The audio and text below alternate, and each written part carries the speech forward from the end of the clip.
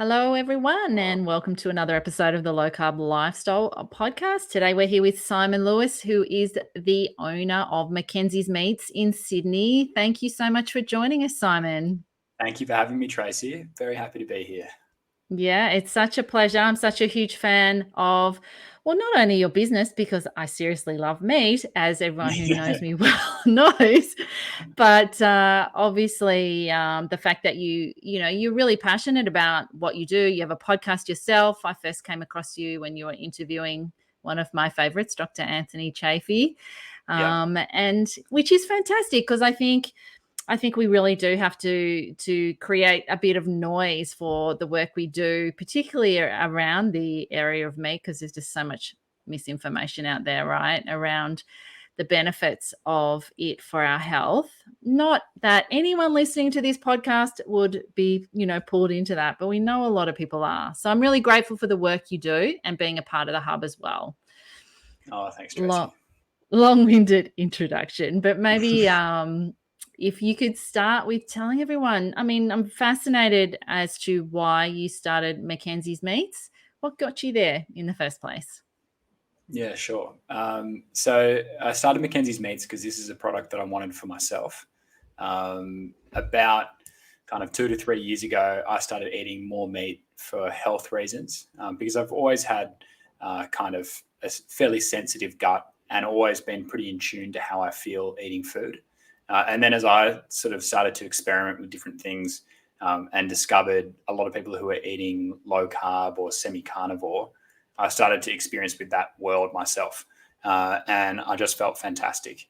And finally, I wasn't hungry all the time. I didn't have a bloated gut. My mood was so much more stable. And I had so much energy that I could work all day and then come home and train and work on other things. I just felt like my life went to another level, to the level that I'd been wanting it to go to for a long time. So then I started going out and buying more meat, wanting to understand where my meat was coming from, and also wanting it to taste delicious, and then also for it to be convenient. Because, being a young guy who was playing sport and working all the time, I didn't want to be going to the supermarket, and I still don't. So I really couldn't find anywhere that was going to deliver me good quality grass-fed meat consistently on a subscription so I could just set and forget and not have to worry about it. So I went out and started tasting and trying all these different meat suppliers until I eventually found one that I was really happy with. And then I started bulk buying for myself, friends, and family. And from there, bit by bit, I just sort of started promoting it a little bit more and getting more confidence in the fact that Mackenzies Meats could be something that reaches thousands of people. Over time, I've now transitioned to working on Mackenzies Meats full time, and we deliver, really good quality grass-fed meat to hundreds of people every week. And our community is very much low carb, keto, or carnivore. And some of them are recovering from serious illnesses like cancer. A lot of them have autoimmune issues, and a lot of them are strict carnivore because it's the best thing for their health. And they know that by shopping through Mackenzies Meats, they're always going to get really high quality meat. It's going to be super nutrient dense. It's always going to be fresh, and it's always going to be at their door when they need it.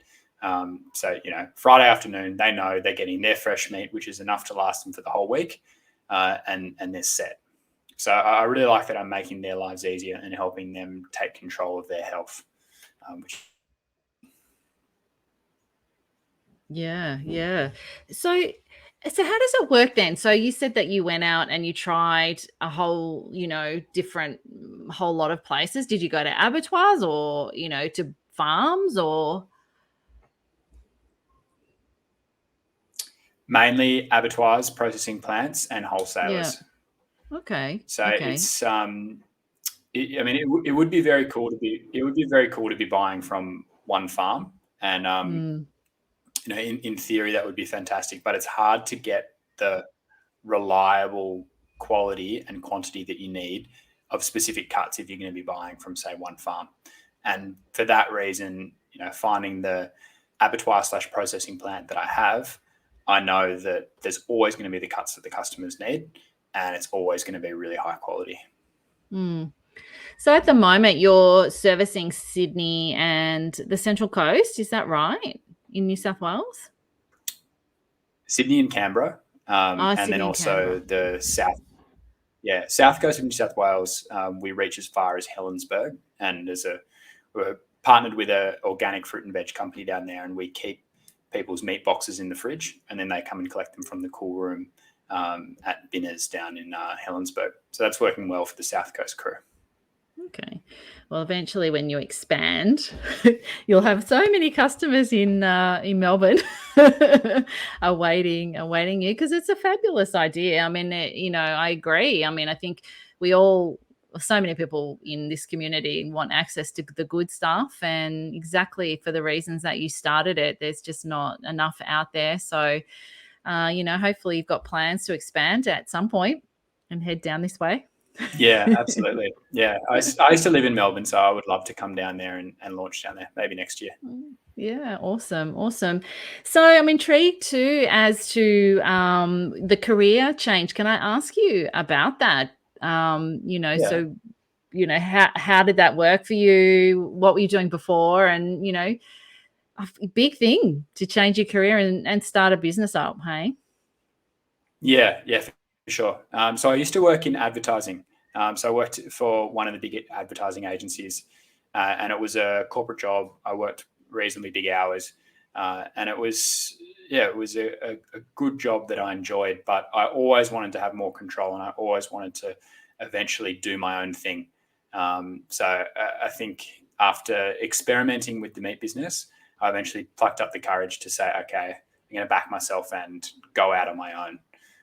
And in between, I worked for a friend 3 days a week so that I could pay my bills, and kind of, piece things together, right? As everyone does. Like, Yeah. it's not easy, but the satisfaction of being able to do things on your own terms, time frame, for me, it was worth the short-term pain of not having much money. Basically, that's the downside in the short term. So with your podcast, are you still going with your podcast? Yeah. So I'm running a podcast called How to Carnivore, and it's all about giving people the education and tools they need to either fully transition to carnivore or at least experiment with carnivore or a pretty much elimination diet. We don't say it's very open. You can eat whatever you want, but this is an education tool for people who are interested in trying strict carnivore. And so, we've been making weekly or more or less weekly podcasts, and also uploading to YouTube and YouTube clips as well, so people can get a snippet of the episode, and they can tune in. And it's been fantastic for my own learning. Like I've spoken with Dr. Pran, I've spoken with Dr. Chafee, and lots of other really knowledgeable people, including Raw Meat Experiment. I don't know if you've seen him, but I did an episode. I have seen him. Yeah. Yeah, he's hilarious. Yeah. So I mean, it gives me the opportunity to speak to these people and ask them questions, and it's almost like a sort of mentoring session for myself, and then other people can listen in. And if I ever get any questions, like people comment on the YouTube saying, "Oh, can you ask, Dr. Chafee this?" Then I'll ask that in the next conversation, and that way we can all find out what the answer is. Yeah, absolutely. I mean, there is wealth of information. I remember when I had him on my podcast, it was just, I was just blown away. I mean, just so much knowledge. I'm so glad he's putting it out there to more, what he knows. I know, right? Yeah, it's right. That's right. And trying to work and what he's doing as well. And busy man. So tell me what you've learned. What are some of the biggest things that you've learned from your guests, I guess? And then I'd love you to sort of, because, I sit in the low carb space. So to me, low carb is anything from just lowering your carbs to keto to, in between, and then to carnivore. And, I went carnivore.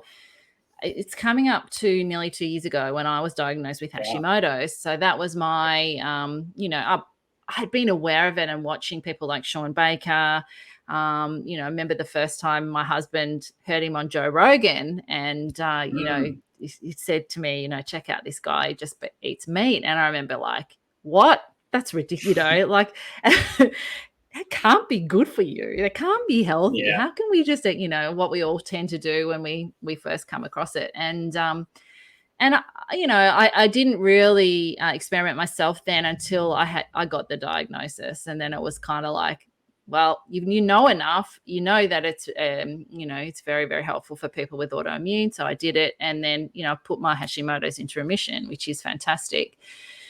But yeah, it is great. So I'd love to know, you know, from your perspective, what you've learned, some of the biggest things you've learned, and then, you know, who would benefit from giving carnivore a go? Sure, great question. I think a really good place to start is to acknowledge that carnivore or a meat-based diet is not a new thing. So this isn't a new fad that has suddenly been invented. Maybe calling it carnivore, maybe that is new. But eating all meat, fat, and products from animals, people have been doing that for thousands of years. So obviously, like the Inuits, Native Americans, Aborigines, most native populations were 95% meat-based, and they really thrived. And when humans were able to access the nutrient density of meat and fat from other animals, that's when we started to evolve really quickly. And then as we moved into an environment where we were able to do agriculture and grow our own food, then humans started to consume more carbohydrates in the form of farmed and cropped plants, fruit and veg, as well as sugarcane and grains. And then people basically started to get sick. And that's when we've seen a real deterioration in people's health. Even in the 1800s, doctors were prescribing meat-based diets. So Dr. Salisbury had the Salisbury steak diet, where patients were taken off any carbohydrates and put onto a strict elimination diet of just meat and fat. And they recovered from plenty of the lifestyle diseases that were starting to creep in the 1800s. And then things have just gotten worse for our generation. So in the 70s, the war on fat began, which was pushed on us by the sugar lobbies to distract us from realizing that sugar was causing a lot of the heart disease. They pushed that onto fat. Fat makes you fat. Fat clogs your arteries. Fat makes you sick. Avoid all fat. And then we started to get the influx of basically fat-free meals and a lot of really harmful artificial fats, effectively, like plant and seed oils.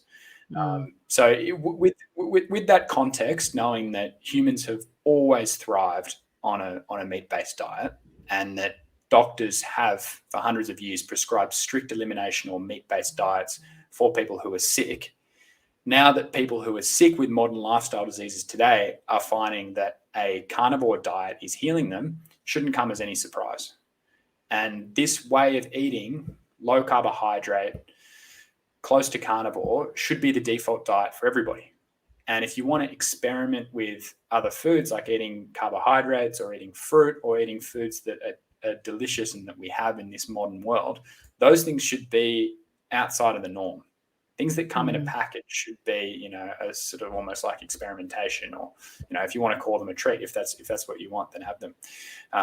So in essence, what I've learned is that our default human diet that we function best on is a carnivore or a primarily meat-based diet. And you talk to the thousands or probably hundreds of thousands of people in the communities that you and I are now involved in. And like, you know, just look at Sean Baker, and he's collected literally thousands of incredible review and success stories of people healing all sorts of diseases that we thought were genetic, but in reality, they're due to our modern lifestyle. It's clear to me that this is how humans should be eating. So people who are looking for either to recover from a sickness or to achieve elite performance, they're moving towards a low carb or a carnivore-ish lifestyle. That's what I'm saying. Absolutely. So what do you think is in the road? What do you think some of the biggest hurdles are for people to see the truth in what you're saying? Yeah, that's a good question. I think the tide is slowly shifting. I mean, certainly doctors who are afraid to allow their patients to eat saturated fat, that's standing in the way at the moment. A lot of people, particularly, I would say sort of my generation and above, are really afraid to eat any saturated fat.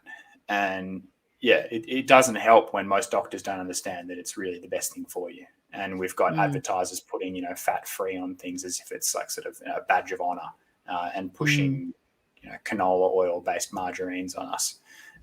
So I think there's that issue that like a lot of the medical world that Dr. Chafee and Dr. Pran operate in have absolutely no idea what they're talking about when it comes to saturated fat. I think that's definitely a hindrance. But then on the flip side, you're getting these incredible voices in the community who are helping people. And there's also all sorts of great products that are emerging that are totally crap-free and super nutrient dense. So it's kind of, there's a few things still holding us back, but they're waning. And then you've got the strength of people who've got wonderful voices, along with, like what the guys are doing with Barbell air dried steak, or like Jebity RX, these bone broth based products. Undivided Food Co. have awesome products as well. There are now lots of options. So, I think we're moving in the right direction. Yeah.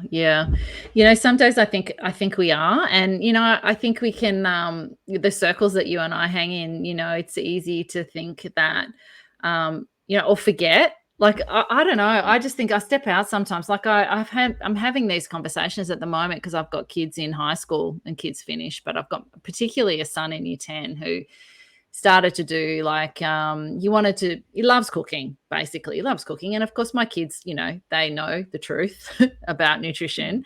And we knew that it would probably be based on the dietary guidelines somewhat. But it's been really like everything he's cooked to this point in this subject has been vegan. And it's been, it's been vegan pancakes, vegan mousse, cauliflower toast. And, he's tried to change subjects. I've complained to the school about it. And I have had discussions with people who are really quite concerned that, what's happening is, yes, the dietary guidelines, unfortunately, until they change, that's what, anything that's government run has to go on. But also then you get their filtering view of individual teachers who, it's so pervasive that, reducing your meat intake is good for you as the individual and you and the planet, that combination of the planet and the, which we know, and everyone, most people listening to this would know as well, is not true. And there's no evidence behind it whatsoever. But the marketing push behind it is so strong that I seriously think that mums go to the supermarket to buy for their kids, and the lure of this Beyond Meat is so strong because I think they're doing the right thing. Yeah, absolutely. Yeah, which is worrying. I mean, at the core of it, all these plant-based foods have massive margins. And if you want to create a food that has a sort of a 90% margin, well, you just jam it full of fake pea protein and vegetable oils. Because it's cheap. It's cheap to make. So, you sell it for $10, you make $9 on it. And of course, those companies are going to have a lot of marketing spend behind them.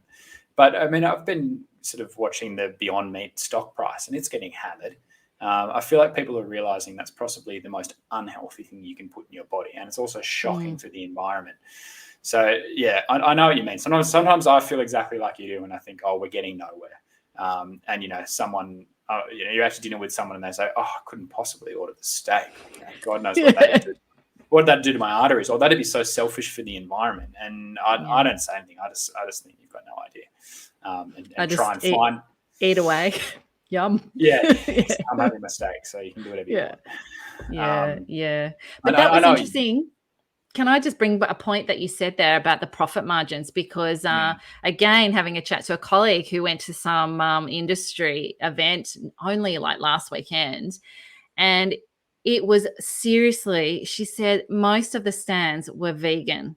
Like, it's almost like now that people are seeing that there is so much profit in it. There was one guy there that was real meat, and she's just gone up to him and gone, "Oh, are you real? I can't believe you're real meat. What's with all the plant?" He's like, "You can't believe how many people have come up and said that to me." I think that is a misconception too, with a lot of people trying to make a profit and get into that, creating this, plant-based or vegan, because exactly, you hit it, that there is such a profit margin, and people could realize it's not healthy, it's not nutrient dense, it's just crap.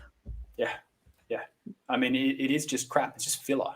Think about how hard your body has to work to try and drag some nutrients out of that bar or whatever it is that's just loaded with vegetable oils, protein that your body can't digest, some fiber, and just a whole lot of roughage. And then you have a look at the back on the label, and any kind of any nutrients that they're saying is in the actual bar. Well, if you compare that to something that's animal based, it's nothing. And then at the same time, how many of those nutrients can you actually absorb, and how much is just coming out the other end? And the answer is very little. And you're causing your gut a whole heap of distress trying to actually drag some nutrients out of that. But yeah, 100%, these foods have huge margins. And if you want to make money quickly, well, yeah, create some sort of plant-based product. While the whole plant-based vegan thing is super hot, massive margins. Ideally, give it a shelf life. That's the other thing about plant-based foods. They have huge shelf lives. So they can last a year. They can be shipped all over the world. You think that's good for the environment? Something being shipped in from Europe or Africa so that you can enjoy it and feel good about yourself. Follow the money. Eventually, as Dr. Paran says, the truth will come out and will ring true. But for now, have some common sense and realize that, a lot of this stuff is just total bullshit. It is. I agree. So how is, one of the things I've noticed recently, and I have this discussion a lot with my clients, is that the price of meat at the moment has just skyrocketed. And look, not just meat, I think everything's gone up, right? So how are things being, how are you managing that from a business perspective? And do you think that will settle down? Yeah, it's a good question. I hope it settles down.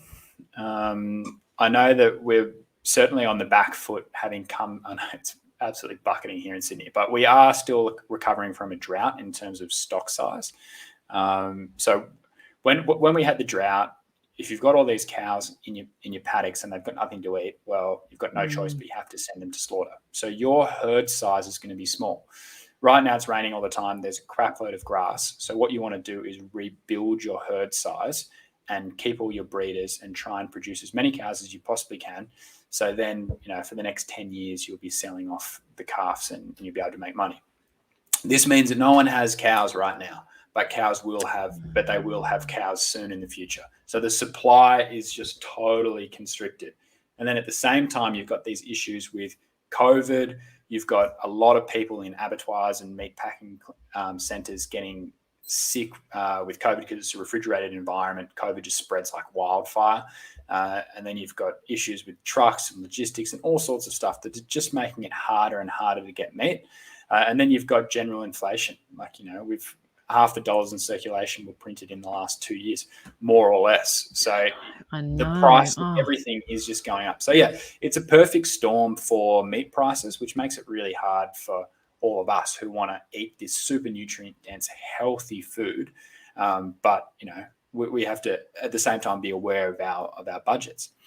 So what I recommend to people is to go for the cuts that are maybe not as popular in the mainstream outside of the people who are part of this sort of community, and the cuts where you can get a lot of bang for your buck. And these are often the most delicious cuts of meat. For example, I've been buying chuck steak and slicing it up, putting some salt on it, aging it in the fridge, and then frying it at home.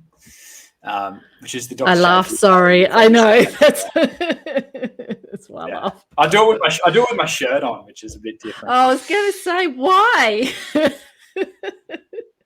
No shirts. Yeah. Yeah. If you want to go, well, he went viral with that video. It was really cool. Of course you did. I Um, said to him, you're going to break the internet with yeah, totally. but Yeah, great it's like advertising. Superman. Yes. So yeah, go for the cheaper cuts. Go for the fattier cuts.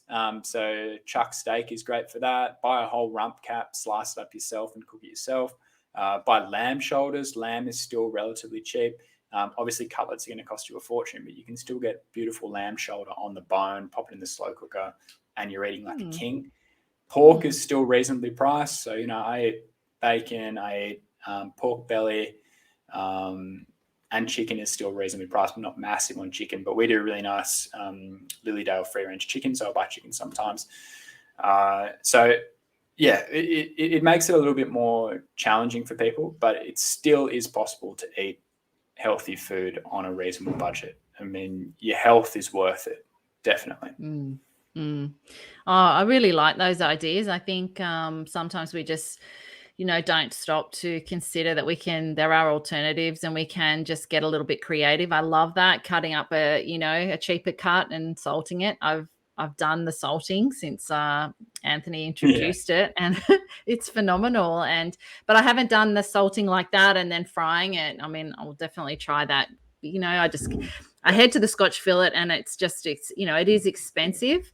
But as you say, there are so many different ways we can get creative around all that. I mean, I'm not going to stop, and I'm not going to stop feeding it to my family, but I think we've just got to write it out. And also must be, certainly I always look for specials. Obviously, anything that's on special, buy it in bulk and, put it in the freezer. And, there's ways around it.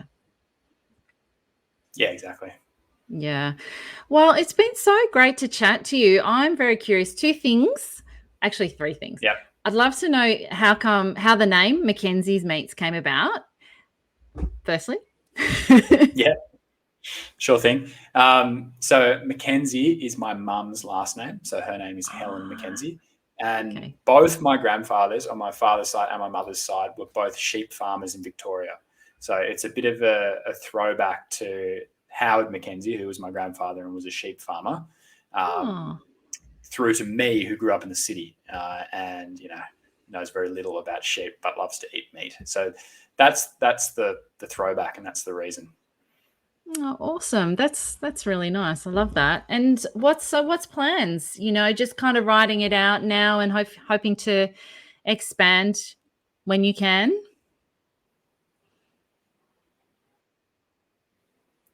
Yeah, more or less. I mean, there's still a lot of people for us to reach in Sydney. So if you're in Sydney, give Mackenzies Meats a try.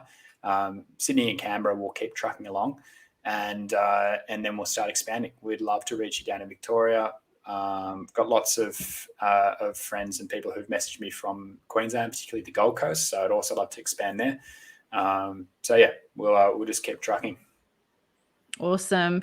And then last question that I love to ask my guests to finish up is, what's some piece of advice maybe to someone who might be listening to this, who's been curious. I mean, anyone who's followed me for a while knows that, as I said, that carnivore is something that I'm passionate about, and I've heard, a lot of interviews with people that in that space, but maybe they're not ready, haven't put their foot in to try it yet. What's one piece of advice that you might give someone who's hasn't stepped out, but really, maybe should? Yeah, sure. Going from, say, like a keto or a low carb diet, which I imagine a lot of the people who are listening are on, to experiencing strict carnivore, I think that transition is something that everybody should experience at least once. And if you're thinking about trying strict carnivore, try for 1 week, 2 weeks, maybe 30 days, and see how you feel. Because you might feel a little bit of discomfort and a little bit of uncertainty at the start. For example, it might take you a little bit of time to fully adapt to running on fat and not running on any of the carbohydrates you're putting in your body. But the benefits of cutting out any plant foods that you're putting in, which are putting toxins into your body, as well as the carbohydrates, which are spiking your glucose. Even if you're eating a low-carb diet, you're still getting those carbohydrates in. Experiencing that for a week or 2 weeks, I think is really important. And once you do that, I would be surprised if you didn't, because most people do find that they realize that, hey, that can be my default diet. That can be the way that I run optimally when I really have to get something done, or when I need to recover from something, or when I just want to, focus on looking after myself. That can become a default for me. So I suppose my message is, instead of having your default as, relatively low carb, and particularly for people who are experimenting with like keto bars or anything processed, like try doing strict carnivore for a bit, experience what it feels like, get to know your body more, even just for 2 weeks. And then you've got that, which can become your default diet. You can lean on that. You can learn what you feel like when you're running at 100%, because it's something that is totally worth experiencing. Yeah. And great advice. I really like that. So when you say strict carnivore, you're just saying meat, salt and water, basically. Yeah, and bone broths, anything that's animal based, eat some eggs. Yeah. And with yourself, can I just ask you, so are you still relatively strict, or have you kind of got a bit of flexibility in there? No, I've got a little bit more flexibility. So I will do what I described before, where I'll use carnivore as my default diet. So if I really need to concentrate on something or get some work done, I absolutely will be strict carnivore. If I'm going away with friends for the weekend, then what I'll do generally is, if I'm going to eat some carbs, I'll try and eat something that is low tox, like maybe just sort of like root veggies, like you're having potatoes and you're having some fruit, that sort of thing. And I'll have that at nighttime. That just works for me. And I'll just have it once a day. So then you've got 24 hours for your body to clear the insulin out of your system. So yeah, the way that I eat is 90%, 95% carnivore. And then I'll incorporate some, you got to live, you got to socialize. And I enjoy eating my potatoes, sweet potatoes, a little bit of fruit. That works for me. Yeah, I have to say that's actually exactly how I do it as well. I was pretty strict for 6 months, but that was obviously to get the Hashimoto's, and my gut took ages, on and off, about 3 months to actually right itself. And I've been low carb keto for 7, 8 years. When Wow. So I was actually not really surprised given the diagnosis, but it did take a while. And the experience that I've been through has been fantastic, because in terms of my helping my clients who want to experiment with it. But I think you're right. I mean, it's one of those things. There's so much misinformation, and we're brought up to thinking that veggies is the gold standard, right? So, but getting over that belief and letting it go, and really believing in the nutrition of the meat. And then when you feel it, it's something you can't describe. And it's definitely worth giving it a go. I love the experiment. There's nothing to lose to an experiment for a month. I think 30 days is like you've got to give it a go there. Because you're going to have that uncomfortable, experience probably initially, but then you start to feel the magic. And you're right. You find that right default setting, that you can go and do different things, and but then come back to that really nice sort of comfort of what works for you. So it's funny how I think I'm a little bit older than you, mom, female, but that is the same that I found that works for me as well. Yeah. Don't be afraid to experiment. We live once, so if you're going to endure a little bit of discomfort for a short period of time to be able to take your whole life and your whole experience to another level, it's totally worth the trade-off. Totally recommend people give it a go. Yeah, absolutely. Well, thank you, Simon, for taking the time to chat with me today. And also thank you for being on the hub and supporting it. If you live in Sydney or Canberra and you want to give Mackenzies Meats a try, please go to the hub. All the details are there, and even a little special treat that Simon has kindly gifted to hub subscribers. So, you know, if you want to check it out, please do go and check it out. Highly recommend it. And obviously, we want to support businesses like you, like yours, Simon. So thanks very, very much for what you do. And thanks for coming and chatting with me today. My pleasure. Thank you so much, Tracy.